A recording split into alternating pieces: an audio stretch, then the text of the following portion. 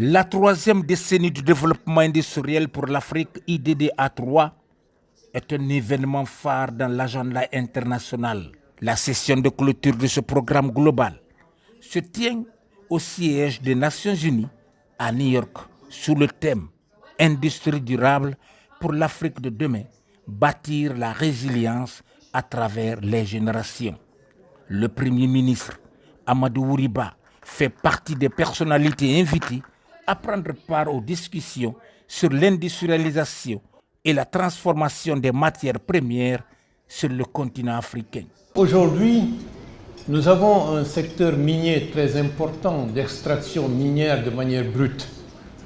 30, 40, voire 50 années d'exploitation de la bauxite a créé des enclaves minières qui ne nous ont pas permis là également d'avoir une industrialisation dans la durée digne de ce nom. Le gouvernement du général Doumbouya, depuis 3 ans au pouvoir, a indiqué qu'il faut qu'il y ait une rupture. Rupture par rapport à la logique ancienne. Sur le secteur minier, il faut transformer la bauxite sur place. Le régime de M. Alpha Condé, au bout de 10 années, de 20 millions de tonnes d'exploitation de la bauxite, on était arrivé à 80 millions de tonnes par an. Ce qui fait de manière exponentielle une exploitation à outrance de la bauxite brute. Mais si on n'a pas la transformation sur place, il va de soi que dans les années à venir, on n'aura que nos yeux pour pleurer. D'où l'injonction de la transformation de la bauxite sur place.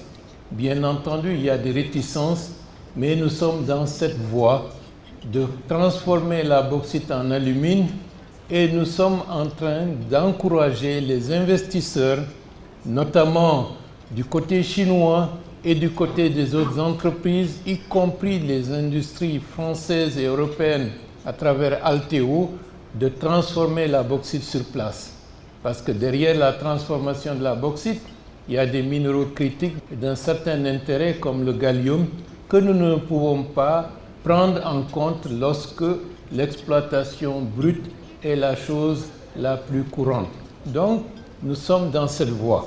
La politique d'impulsion et d'investissement de la Guinée dans les secteurs à haut potentiel de croissance est partagée à tous les partenaires.